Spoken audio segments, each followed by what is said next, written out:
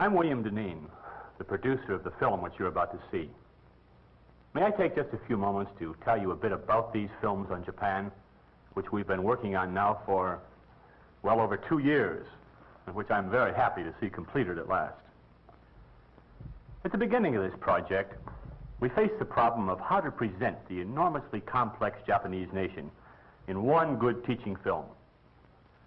After months of research, discussion, expert advice, and I don't know how many scripts, we decided that it would take 2 films to do an at all adequate job. Finally, there seemed no other way but to release 3 pictures if we were to have the kind of depth, balance, and integrity that we felt necessary. In examining existing teaching on Japan in American schools, we were appalled at the amount of error which was being taught, amazed that fundamental concepts were so universally ignored. The changes which have taken place in the last decade in Japan have come so rapidly and are so sweeping that sources of information just can't keep up. With textbooks and teachers understandably lagging far behind the real Japan of today, we felt that we had a certain obligation to fill the gap. But in order to do so, a film treatment of much greater scope than usual was needed. Now here's what we've done. The first film, Japan, Harvesting the Land and Sea, hews closely to basic geography, deals with agriculture, fishing, and the importance of the breakthrough in food production, which makes Japan now virtually self-sufficient. Most schools, we found, were still teaching that Japan's most serious problem was in trying to feed its enormously overgrown population, when in fact it would be difficult even to say today that Japan is overpopulated. And of course, they're doing a very good job of feeding themselves. Japan, Miracle in Asia, demonstrates the fantastic industrial growth of the last 10 years, setting forth the reasons behind what is probably the most rapid economic development the world has ever known. It deals also with cultural and social factors. Japanese Boy, the story of Taro, is a human story. It offers insight into home and school life and gives the American child an opportunity to identify with and understand a Japanese boy in an intimate way. Our crews in Japan shot for months to get the quality of picture material we wanted and came back with over 30,000 feet of film. It took us 15 hours just to view the rushes. The finished films are, I think, unusually rich in content, filled with hundreds and hundreds of camera setups or scenes, with the result that a class sees and comes to understand a great deal about Japan and Japanese life in a very short time. We've had the pleasure of working with some of Japan's and America's finest scholars. I've doggedly insisted on making these films as complete, honest, and authentic as humanly possible, at whatever cost. And it was high. Accuracy of statement and interpretation in particular has been checked and rechecked over and over again. I'm happy to have had this chance to talk with you from behind the scenes. A film producer seldom has an opportunity to get out in front of the camera. Thank you very much.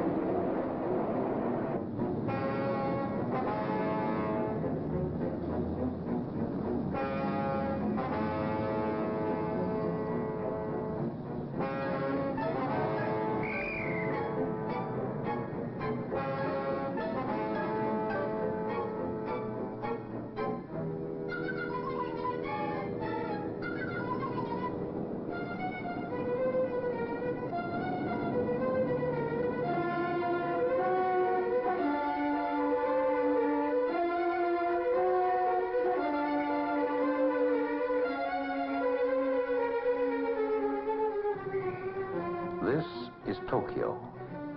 Over 10 million people make it the world's largest, most densely crowded, most rapidly growing city.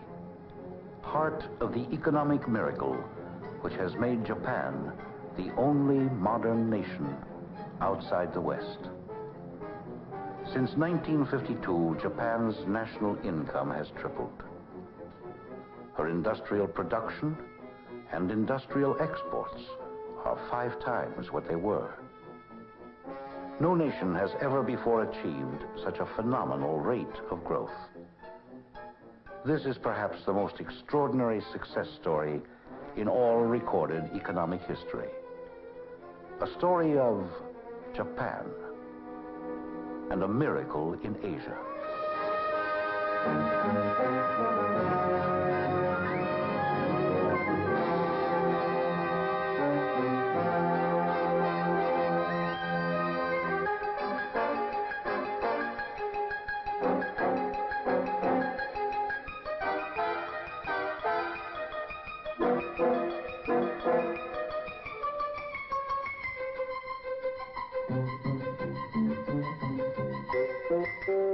Tokyo by night, a blaze of light. More neon signs than any city in the world. More movie theaters. More cafes.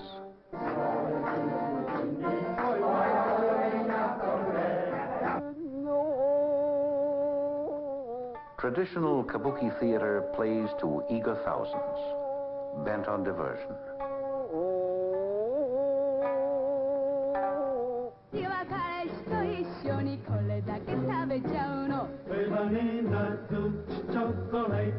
Entertainment and leisure activities boom as never before.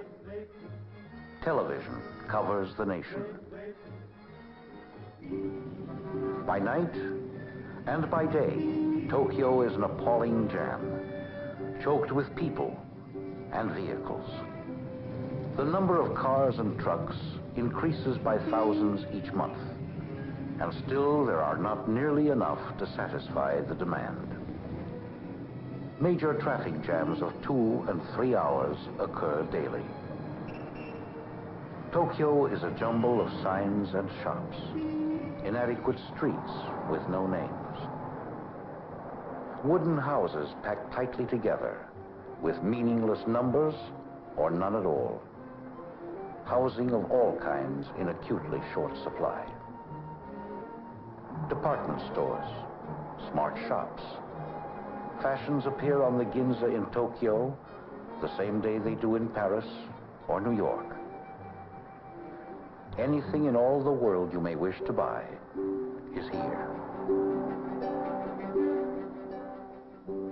More books are published, sold, and read per capita in Japan than in any other country.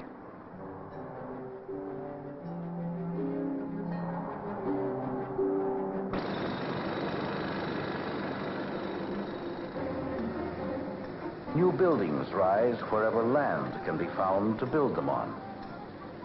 The city pushes upward and outward, growing wildly, space becoming more and more precious each day.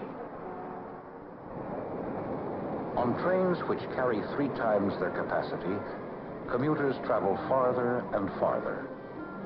Many spend 5 and 6 hours a day going back and forth to work. The overworked Japanese railways are marvels of efficiency. Super express trains travel up to 156 miles per hour.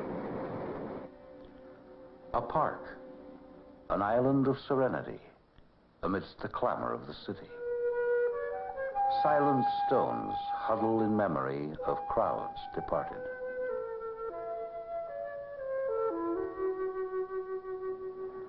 The Imperial Palace grounds, in the heart of Tokyo, home of a constitutional emperor. The Diet, government buildings. Tokyo is the capital of a democratic nation, firmly committed to a system of free enterprise and thoroughly aware of its benefits. The vast Tokyo-Yokohama industrial complex accounts for 30% of the nation's industrial output. The important industrial centers of Japan are all located near the sea for rapid handling of exports and imports. Scarce in natural resources, Japan must import most of the materials needed by industry. The Awata Maru has just dropped anchor in Yokohama Harbor.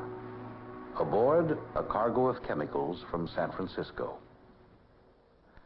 Akito Nishimura is worried. His son Hiroshi is worried. An impatient customer, a textile manufacturer, needs these chemicals today, or a factory must shut down for want of raw materials.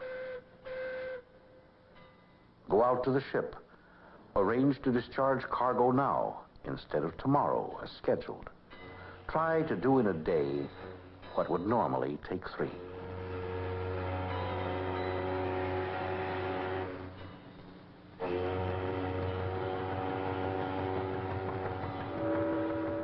Akito Nishimura works for one of Japan's giant trading companies, which import raw materials from all over the world and export manufactured goods in exchange. Hiroshi spends time learning the trading business when he's not in school. Trade is the lifeblood of Japan, the indispensable heart of the economy. If Japan could not trade with other nations, her economy would collapse and her people could not live. It is the cargoes of vessels like the Awata Maru which have built modern Japan.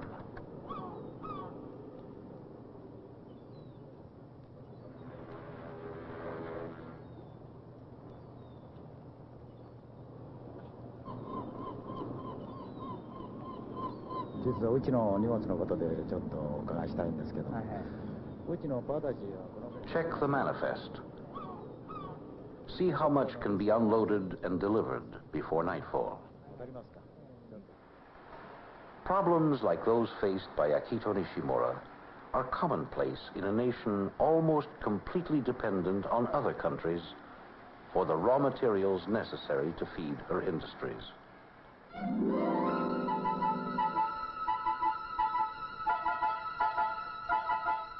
A textile mill manufacturing synthetic fabrics can stay open because basic chemicals from America arrived on time.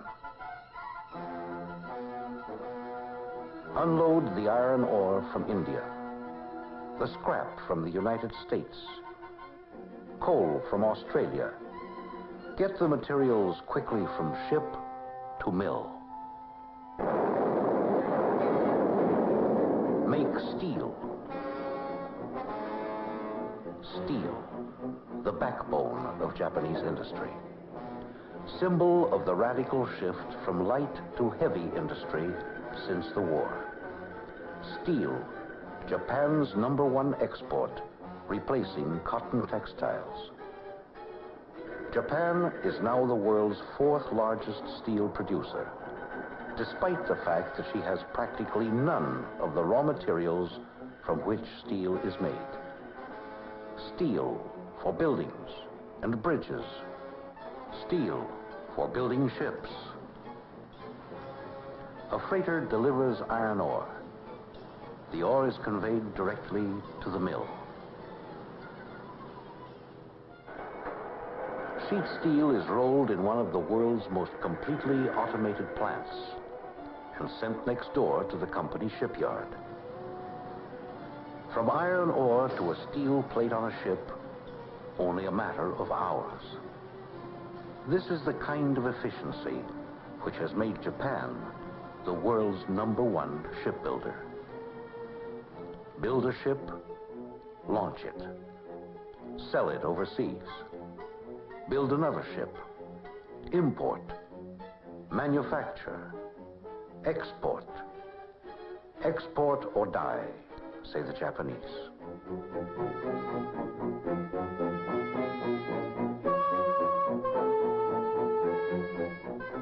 Without the overseas sale of the products of industry, Japan could not pay for the raw materials she must purchase abroad, and there would be little industry and few jobs for 95 million people who live on a land area only about the size of the state of Montana. The land cannot support such an enormous population.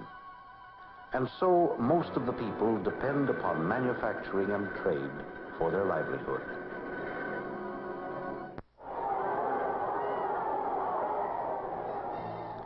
A portable transistor television set, a transistor radio, germanium, the raw material of transistors imported from the African Congo, transistor production, the electronics industry. Japan's great post-war expansion has been largely in new, so-called advanced industries like this.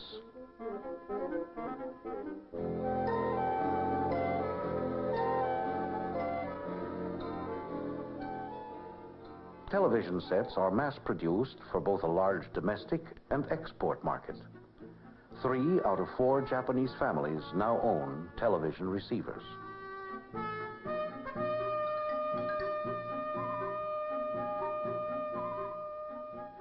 Color television of excellent quality in mass production. Digital computers for complex calculations, office management, the automation of factories. Radar to provide moment-by-moment information on weather conditions up to 400 miles away.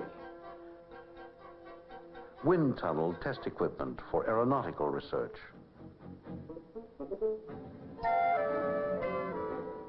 Instruments for the study of nuclear energy, for the treatment of cancer. Atomic reactors for research, for atomic power.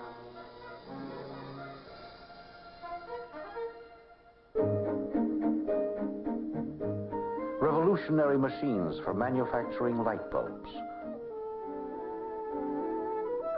1 lamp completed every 2 seconds.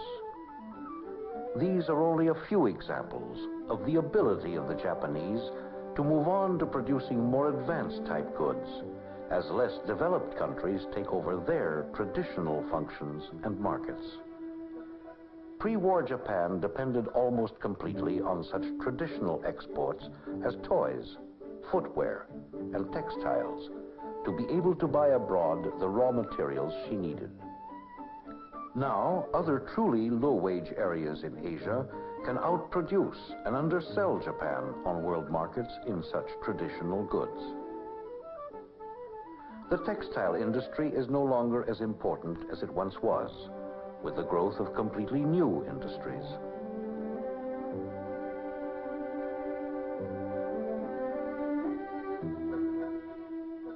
Japanese lenses and cameras have come to be admired the world over for their precision and many unique features.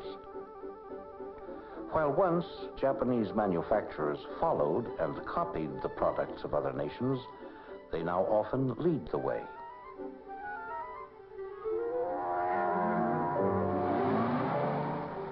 Japan is the world's largest manufacturer of motorcycles and bicycles, half of them for export. The automobile industry recorded a 72% increase in production in 1 year alone. Cooperation, in many and special forms, has helped spur the growth rate significantly. Government cooperates with industry. Manufacturers cooperate with each other and with Western firms, and all seem to benefit. New factories rise as rapidly as land can be created to make room for them. Desperately short of space, Japan literally manufactures acres of new land each year. Fleets of dredges pump sand from the floor of the ocean and pipe it back to shore to fill in the sea. Year after year, the Japanese have been able to put more than a quarter of their national income into new investment, into new plants, creating new jobs, new products. The percentage of the national income invested in industry considerably surpasses that of most nations and is an extremely important factor behind Japan's achieving its high rate of economic growth. Perhaps one of the reasons that so much can be invested in industry is the fact that Japan spends little on defense, the United States having assumed much of this responsibility.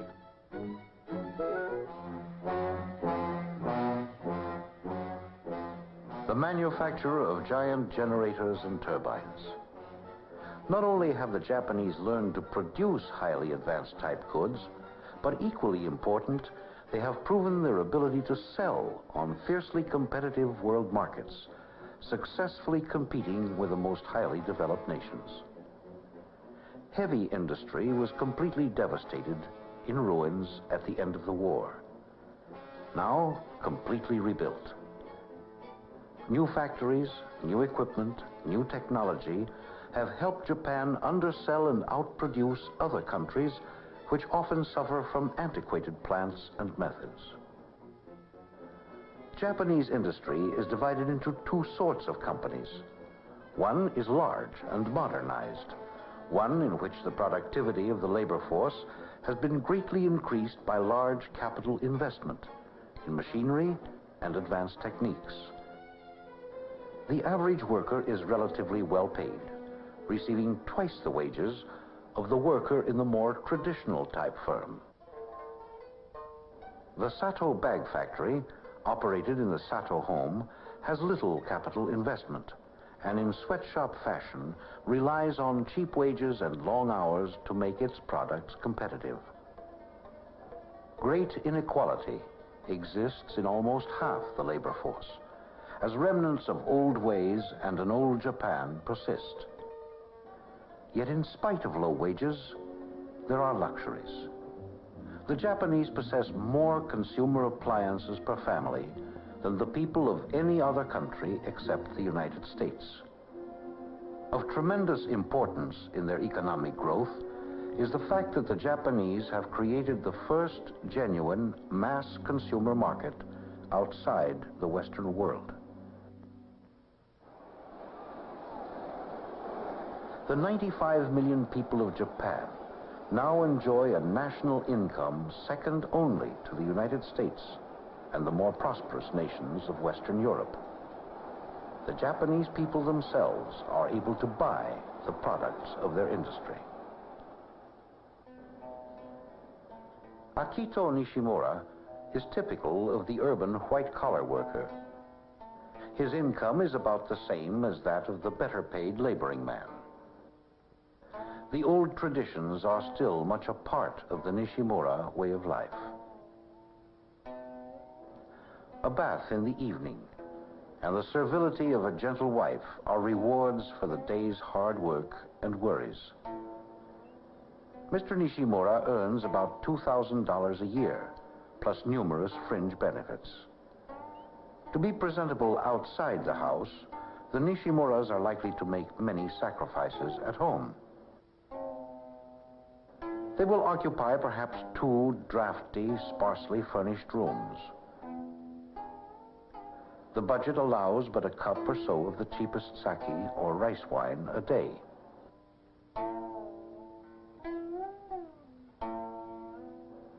The traditional meal is chiefly rice, fish, and vegetables, often attractively served. Major changes, however, are taking place in the Japanese diet, with more meat and dairy products being consumed each year. At night, the table is pushed to one side and bedding spread on the straw mats. 3 times as much money is spent on clothing for the family as is spent on rent. Most Japanese economize rigidly on food and housing and indulge a modest craving for luxuries elsewhere. The Nishimuras have television and a washing machine and may soon buy an automobile on credit.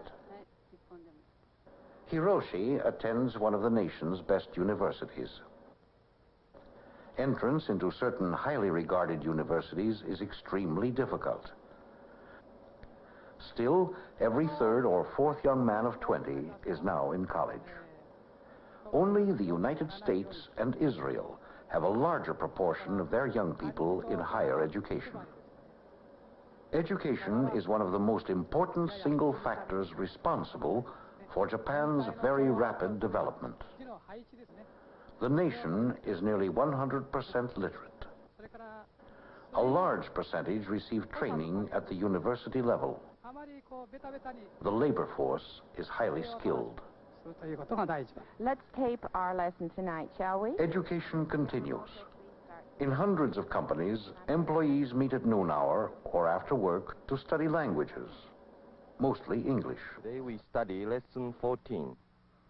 First question is, what do we do when we want to see our friends? We call on them. Usually we make appointment by telephone call, but when in case of close friends, we may attack them. Second question.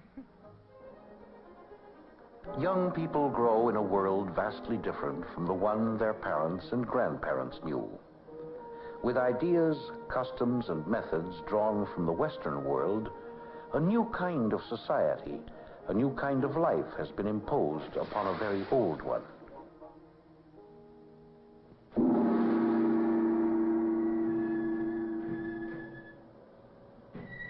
Festivals and pageants recall the feudal past and centuries of medieval isolation.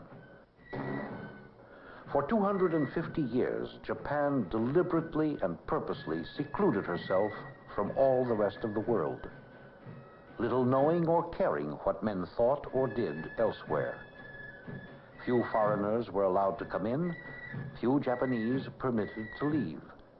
Not until 1853 did the doors open to the outside, to the West, with its advanced ideas and technology. Japan's development into a modern nation becomes all the more remarkable when it is remembered how very recently she entered the modern world, how late her industrial revolution began, only 100 years ago.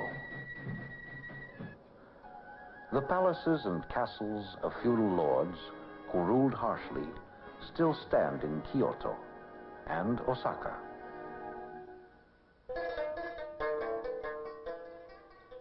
The traditions and customs which developed over these centuries of isolation were peculiarly their own, uniquely Japanese, little influenced by other nations.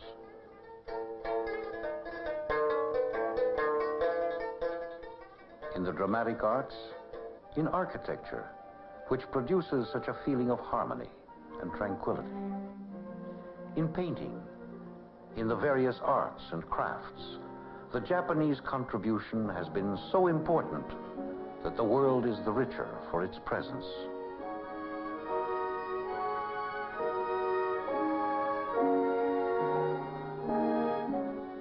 A peculiarly Japanese feeling for things has survived 100 years of westernization. The culture and essence of an older Japan remains today amidst violent change.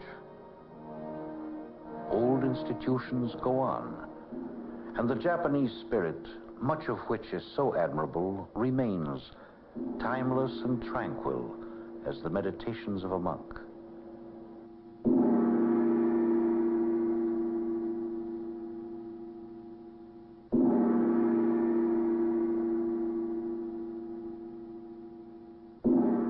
Serious problems arise out of the conflict between tradition and new Western ways.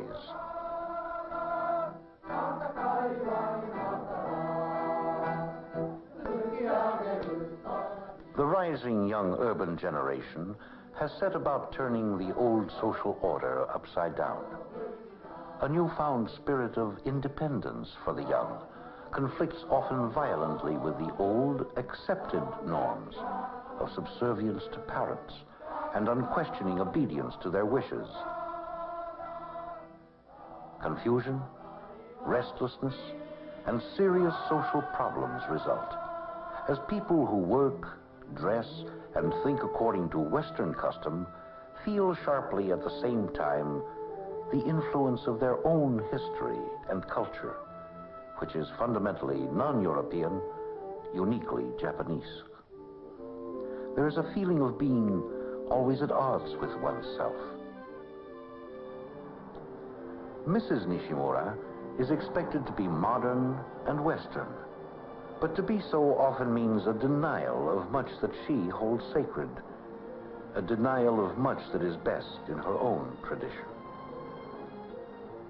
The people of Japan are trying to learn how to be Western and how to be Japanese at the same time. It is not an easy thing. Already a modern nation, Japan now must prove that she can become the first society in the world, both truly modern and yet fundamentally non-European.